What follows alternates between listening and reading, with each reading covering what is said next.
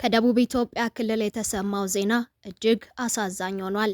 በዓለም ታይቶ የማይታወቅ የሞት ቀጠሮ። ሁለት ወንድማማቾች በተከታታይ በተመሳሳይ አደጋ ሕይወታቸው ማለፉ ተሰምቷል። ታላቅ ወንድም በደረሰበት ድንገተኛ ሞት የተደናገጠው ቤተሰብ በሐዘን ተሞልቶ ስርዓተ ቀብሩን ለመፈጸም እየተዘጋጀ ባለበት የሌላኛውን ልጅ መርዶ ሰምቷል። ከእንደዚህ አይነት አደጋ ይሰውር በተባለበት የታላቅ ወንድሙ ቀብር ላይ ሊደርስ እየተጓዘ የነበረው ታናሽ ወንድም ሞቱ ተሰምቷል። የተፈጠረው ምንድን ነው? ሁለቱን ወንድማማቾች ወደ ሞት የሸኛቸው አደጋስ እንዴት ተፈጠረ? በዝርዝር እነግራችኋለን። በሌላ መረጃ ዘማሪት አቦነሽ የጸሎት ጥሪ አድርሳለች። በብዙ ፈተና ውስጥ ማለፏ የሚታወቀው ዘማሪት አቦነሽ ህመም እንደገጠማት ተሰምቷል። ዘማሪዋን የገጠማት ምንድን ነው? ለህዝብ የቀረበው ጥሪስ ምን ይላል? ሁሉንም እንነግራችኋለን።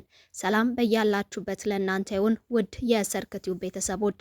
ሰርክቲው ወቅታዊ መረጃዎችን ወደ እናንተ የሚያደርስ ቻናል ነው። በዛሬው መሰናዶ ስላሳዛኙና አስገራሚው የወንድማማቾቹ ህልፈትና ዘማሪት አቦነሽ ስለገጠማት ህመም የተሰሙ መረጃዎችን ወደ እናንተ እናደርሳለን። እናንተም ቻናሉን ሰብስክራይብ በማድረግ ቤተሰብ እየሆናችሁ ቪዲዮን ላይክ እና ሼር በማድረግ አብራችሁን ቆዩ።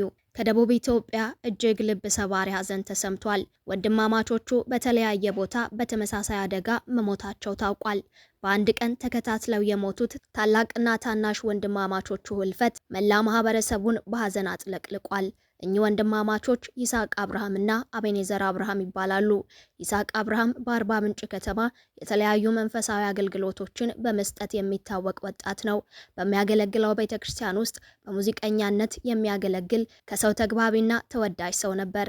ታናሽ ወንድሙ አቤኔዘር አብርሃም ደግሞ የዩኒቨርሲቲ የመጀመሪያ ዓመት ተማሪ ሲሆን በዋቻሞ ዩኒቨርሲቲ የማህበራዊ ሳይንስ ትምህርቱን እየተከታተለ ነበር። ታላቅ ወንድም ይስሐቅ ከሚኖርበት አርባ ምንጭ ከተማ ጉዳይ ገጥሞት ወደ አዲስ አበባ ያመራል። የሄደበትንም ጉዳይ ፈጽሞ ከአዲስ አበባ ሲመለስ የመኪና አደጋ ደርሶበት ላይመለስ ያሸልባል። ህዳር 13 ቀን 2018 ዓ.ም በደረሰው የመኪና አደጋ ህይወታቸውን ካጡ ሰዎች መካከል አንዱ ይስሐቅ ሆኖ ለቤተሰቡ መርዶ ይደርሳል። ቤተሰቦቹም ዘመድ ወዳጅ ከያለበት ተሰብስቦ ሀዘኑን እንዲወጣ በማሰብ መርዶን ለሁሉም አዳረሱት።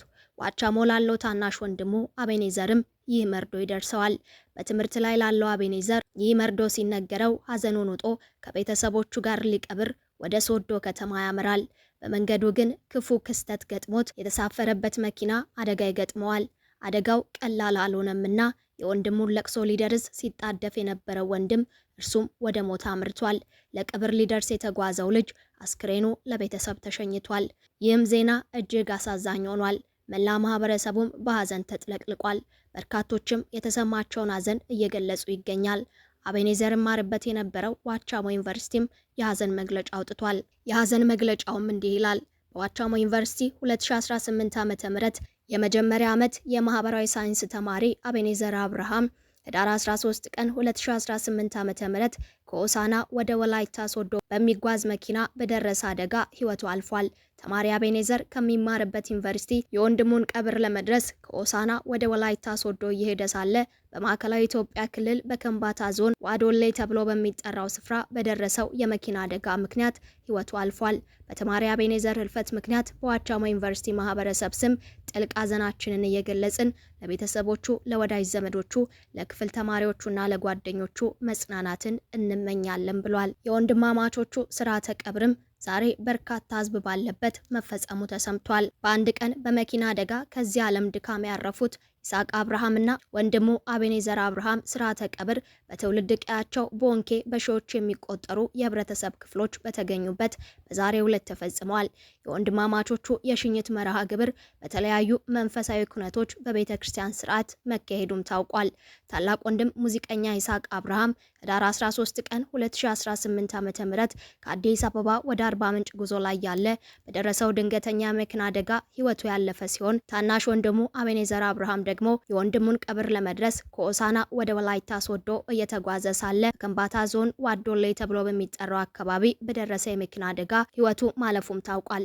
ባልተለመደ ሁኔታ የሁለቱ ወንድማማቾች በአንድ ቀን በድንገተኛ የመኪና አደጋ ማለፍ በብዙዎች ዘንድ ታላቅ ሀዘንን ፈጥሯል። በሁለቱ ወንድማማቾች ህልፈት በርካቶች ሀዘናቸውን እያጋሩ ነው። ውድ የሰርክቲው ቤተሰቦች፣ እኛም በዚህ በድንገተኛ የመኪና አደጋ ህይወታቸውን ባጡት ወንድማማቾች የተሰማንን ሐዘን እየገለጽን አምላክ በድንገት ያለፉትን የወንድማማቾቹን ነፍስ ይማር፣ ለቤተሰቡ መጽናናት ይሁን እያልን ወደ ሌላኛው መረጃችን እናመራለን። ከዘማሪት አቦነሽ አድነው የጸሎት ጥሪ ተላልፏል።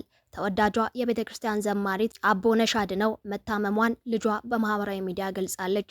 ዘማሪት አቦነሽ ቀዶ ጥገና ሕክምና እያደረገች ሲሆን በአሁኑ ወቅት ከህመሟ እንድትፈወስና ሙሉ ጤንነቷን እንድታገኝ መላው ኢትዮጵያ ሕዝብና ምዕመናን በጸሎት እንዲያግዟት ልጇ ጥሪ አቅርባለች። ልጇ እንደተናገረችውም አቦነሽ ወደ አምላኳ ከተጠጋች በኋላ ብዙ ፈተናዎች ገጥመዋታል። በእግዚአብሔር እርዳታም እነዛን ፈተናዎች እያለፈች ዛሬ ላይ ደርሳለች። አሁንም ህመም ገጥማት የቀዶ ጥገና ሕክምና እያደረገች እንደሆነ የገለጸች ሲሆን ይህን ሕክምና በድል እንድታጠናቅቅ አምላክ ምሕረቱን እንዲልክላት መላው ኢትዮጵያ ሕዝብ እንዲጸልይላት ጥሪ አስተላልፋለች። የእናንተ ጸሎት ያግዛታል፣ መልካም ምኞታችሁም ያበረታታታል።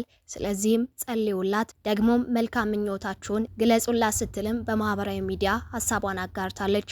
ዘማሪት አቦነሽ ለቤተ ክርስቲያን አገልግሎት ያበረከተችው አስተዋጽኦ ከፍተኛ ነው። በዚህ አስቸጋሪ ጊዜ ሁላችንም በአንድነት በመሆን ፈጣሪ ምሕረቱን እንዲልክላትና በፍጥነት ወደ ዝማሬ አገልግሎቷ እንድትመለስም በጸሎት እናስባት የሚለው መልእክትም በማህበራዊ ሚዲያ ተሰራጭቷል። ዘማሪው አቦነሽ ሕክምናዋን አጠናቃ ወደ ጤናዋ እንድትመለስ እየተመኘን የዛሬውን መሰናዶ አበቃን። አብራችሁን ስለቆያችሁ ከልብ እናመሰግናለን። ዳግም በሌሎች ወቅታዊ መሰናዶች እስክንገናኝ በያላችሁበት ሰላም